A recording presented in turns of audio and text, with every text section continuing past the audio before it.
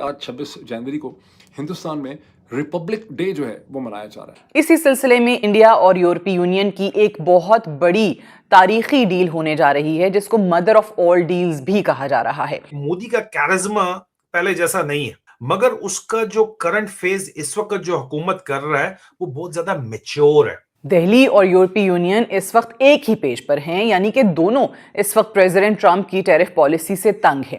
पाकिस्तानियों को इससे जो सबक सीखना चाहिए वो तो यही सबक सीखना चाहिए और उसके ऊपर अमल करना चाहिए कि अपनी फौज से जान छुड़ाएं और ऐसा लीडर लाएं।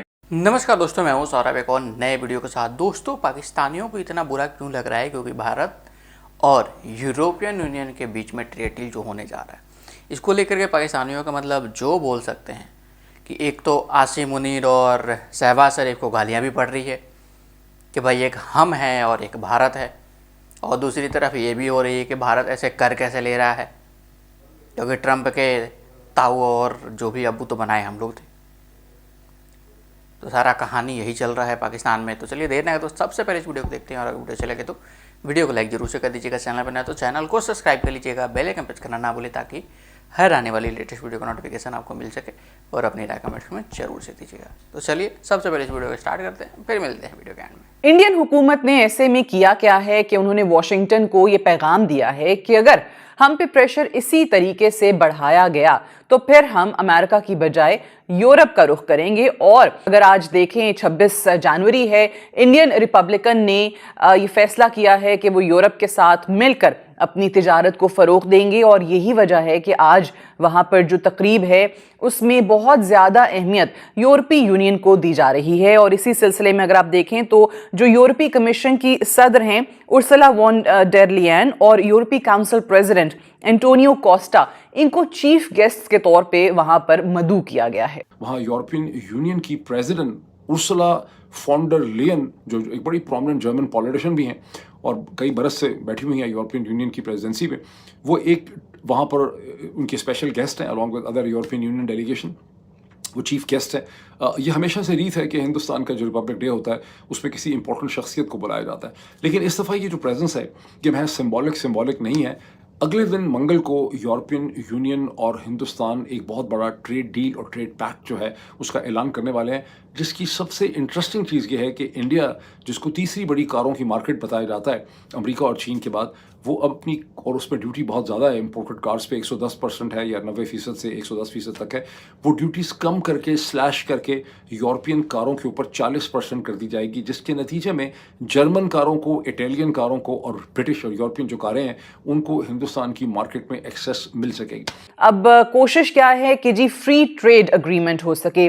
अब फ्री ट्रेड अग्रीमेंट में यूरोप, जो कि ऑब्वियसली ग्रीनलैंड की वजह से भी बहुत ज़्यादा दबाव का शिकार है, और साथ उनकी जो टैरिफ पॉलिसी है प्रेसिडेंट ट्रंप की, वो यूरोपीय इंडस्ट्री को बहुत ज़्यादा मुतासिर कर रही हैं। और इंडिया के साथ ये डील हो जाने का मकसद ये है कि एशिया की तीसरी बड़ी एक मईशत के साथ उनको बाकायदा तौर पे फ्री ट्रेड मिल जाती है और एक इंडिया की बड़ी मार्केट हासिल हो जाती है। जबकि इंडिया की सूरत हाल को देखें तो पिछले कई महीनों से वो 50% अमरीकी टैरिफ की जद में है, जिसकी वजह से उनकी अपनी जो इंडस्ट्री है वो बहुत ज़्यादा मुतासिर हो रही है, बहुत ज़्यादा नुकसानात उठाने पड़ रहे हैं। इंडिया में बेरोज़गारी जो है उसमें भी एक वाज़े इजाफा देखा जा सकता है। इतना ही नहीं, जो यूरोपीय कमीशन की सदर उर्सुला वॉन डेर लेयन, उन्होंने इंडिया पहुंचने से पहले ही, कुछ रोज पहले हम देख रहे हैं, जो वर्ल्ड इकोनॉमिक फोरम हुआ था स्विट्जरलैंड के शहर डेवोस में, वहां पर उन्होंने खिताब के दौरान ये ऐलान कर दिया था कि यूरोपीय यूनियन ब्लॉक और इंडिया मिलकर 200 बिलियन लोगों का एक फ्री ट्रेड मुआहिदा करने जा रहे हैं, जो कि दुनिया की, अगर आप कुल जीडीपी का देखें तो 1/4 हिस्सा बनता है। तो हम इकोनॉमिस्ट में, मैंने इसका बहुत डिटेल रिव्यू पढ़ा है, और इकोनॉमिस्ट का रिव्यू कहता है कि इससे यूरोपियन यूनियन को बहुत ज़्यादा खास फ़ायदा नहीं हो सकेगा, जिसकी वजह यह है कि हिंदुस्तान का जो ट्रेड रेजिमन है, जो सारा ढांचा है, वो बड़ा ही पेचीदा कॉम्प्लेक्स उन्होंने बनाया हुआ है, और यूरोपियन यूनियन की जो एवरेज टैरिफ वॉल है हिंदुस्तान के लिए वो सिर्फ 4% है, जबकि हिंदुस्तान की ना सिर्फ टैरिफ बहुत ऊंची है बल्कि उसकी जो नॉन टैरिफ बैरियर्स हैं, जो क्वालिटेटिव हैं, फाइटोसैनिटरी जिनको कहते हैं, टेक्निकल किस्म के, वो भी बहुत प्रॉब्लमेटिक हैं, जिसके नतीजे में यूरोपियन यूनियन के पास हिंदुस्तान से नेगोशिएट करके हिंदुस्तान को मजबूर करने के लिए कोई बहुत ज़्यादा अपॉर्चुनिटी या स्पेस एग्जिस्ट नहीं करती। अलबत्ता हिंदुस्तान के पास अपनी टेक्सटाइल गुड्स को यूरोप में ज़्यादा बेहतर तौर पे बेचने की बहुत ज़्यादा पॉसिबिलिटी एग्जिस्ट करती। फिर यूरोपियन यूनियन ये क्यों कर रहा है? According to economist, European Union इस वक्त अमेरिका और डोनाल्ड ट्रंप के शदीद दबाव में, जिसकी वजह से उनको जहाँ भी कोई अपॉर्चुनिटी नज़र आ रही है वहाँ जाके वो एक ट्रेड डील ठोक रहे हैं। और अभी उन्होंने चंद दिन पहले मेरा ख्याल 17 तारीख को लैटिन अमेरिकन कंट्रीज़ जो है उसके साथ मर्कोसर की उन्होंने डील की है। अब वो हिंदुस्तान के साथ कर रहे हैं। असल जो डील्स इंपॉर्टेंट होंगी वो होंगी जर्मनी, बरतानिया, फ्रांस, जिसके पहले ही बहुत बेहतर ताल्लुकात हैं हिंदुस्तान के साथ। वो जो इंडिविजुअल कंट्रीज़ अपनी डील स्ट्राइक कर रहे हैं, जो चंद महीने पहले बरतानिया ने की है, इस वक्त जर्मनी भी कर रहा है और फ्रांस मजीद उसमें इजाफे कर रहा है। आपको पता है भी उनके जहाज़ ले रहे हैं 114 राफेल, वो ज़्यादा मैटर करते हैं। मोदी ने जो अक्सर स्ट्रॉन्गमैन पॉलिटिक्स का सिंबल समझा जाता है हिंदुस्तान के अंदर, इस मर्तबा पर्सनल वेंडेटा का रास्ता नहीं लिया।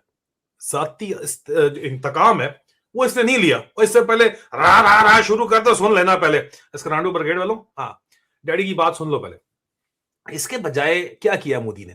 उसने क्या चूज किया?